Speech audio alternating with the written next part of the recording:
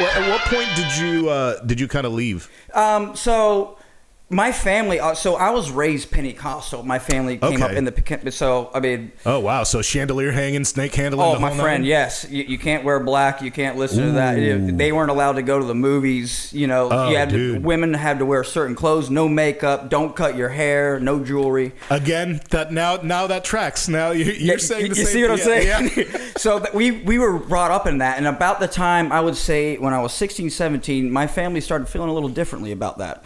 Yeah. And they decided to pull out of the organization. Your immediate family? Yes. Nice. They decided to pull out the organization because they were feeling differently about how, like, you know, it doesn't matter so much about the rules of the religion. It's more about the relationship of the religion. Yeah. So to speak. So my family decided to pull out of the Pentecostal religion and started doing non-denominational stuff. Oh, the non-doms. Yep. So that, of course, caused a lot of conflict in our family, as you can imagine, because we're all going to hell now. Because of course you are. You went from Pentecostal?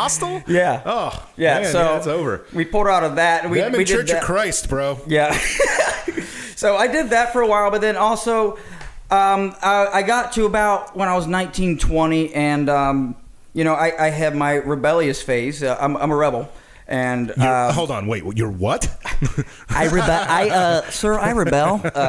So my way of rebelling was to go hard into punk rock and to hardcore. Yep. And with that, the second I turned 18, I said, I'm leaving. This is what I'm doing. And I want to be in a punk rock band. I want to be in a hardcore band. I want to tour. And I want to play angry, fast music and get tattoos and just be a fucking hellraiser, man. Yeah. I wanted to be the devil because I've only known the angel. So. Yeah. No, I hear that. I feel that so much. I can't even begin to tell you. Yeah.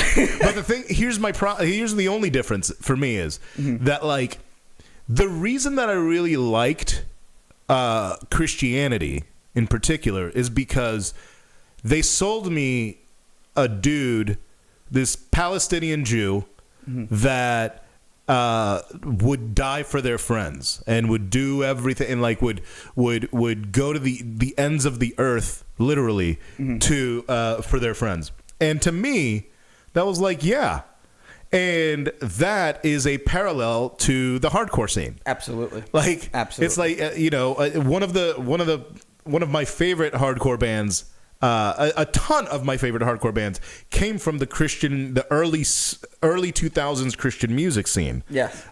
And one of them is called "A Love for My Enemies." Oh, yeah. You know, like so growing up in all of that, it was like, okay, so. You know, it's not all the cheesy shit that you hear from your mainstream church. There's also this sect of Christian music that is respected by the secular realm. Like there was a point for those youngins where that like number one, hardcore and metal did not mix. But even after that kind of that wedge was repaired, there was still a big divide between the Christian and the non-Christian hardcore scene. But there was a time, I don't remember when it was, I can't tell you the band that did it, but there were a ton of bands like Norma Jean, like Seventh Star. Seventh Star is a big one for me. Like, you be tough and Christian, that's what's up. Or the guys from Spitfire, Training for Utopia, who there were so many bands that toured with non-Christian bands, and they were like, and they were respected by the non-Christian bands just because they were good. Yeah. And at the end of the day, that's the key. Can you do the shit? Yeah. That's it. And that was awesome. But like, so.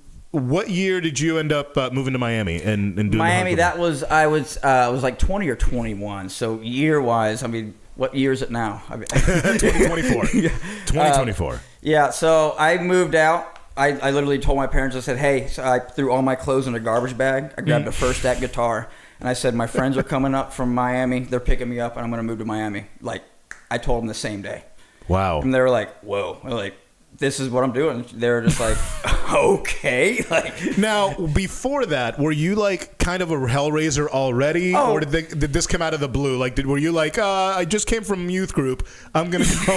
You know? Well, probably in their eyes, yes, but you know, in my mind, the transformation was happening, but not in their eyes. Yeah. Like me, I was feeling compelled and moved into a direction that I was going to do. I wanted to go out and be by myself. I wanted to prove myself. I wanted to be the person in my mind that I wanted to be, and I could not do that under those guidelines. Sure. You know, I get that, and for me, it was a similar thing. In fact, you had your friends come up and pick you up to go to Miami. Mm-hmm.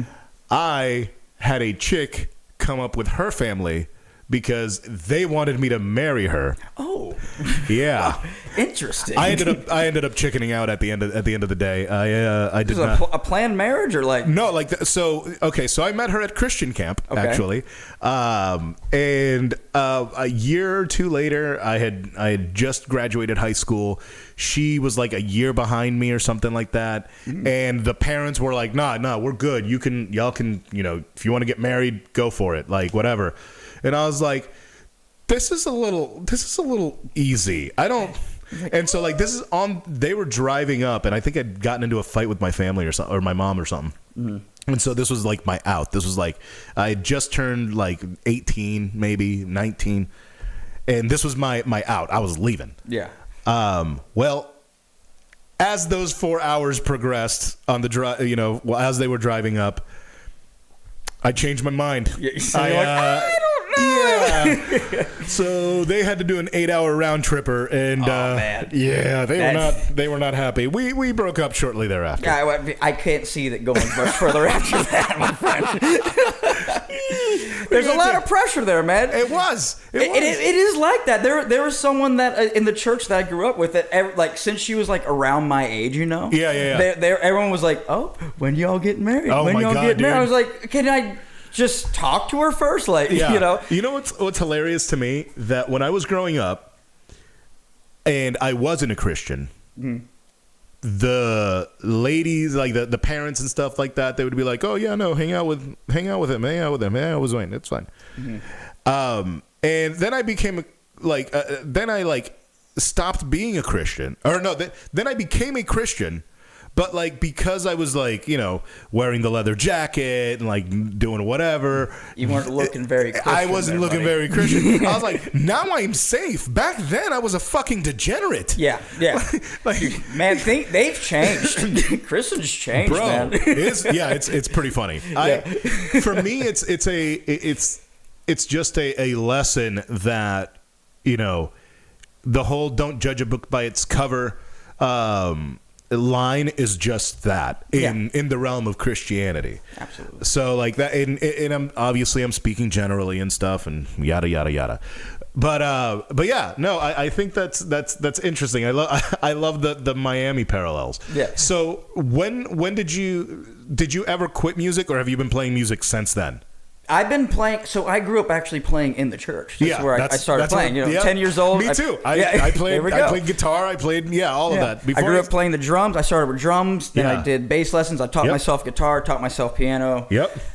Music is pretty much the only thing that's been natural for me. And then me too. I've just been nonstop with it, man. Yeah. Music is the one thing I can always remember being there. Music is the one thing I've always wanted to do. Yep. It's the only thing that understands me. Yeah. And it's the only thing that I understand. Yeah. Really. It's saved my life. It's hurt my life. God, do I know that. But it also helps me to this day still. And, I think that it's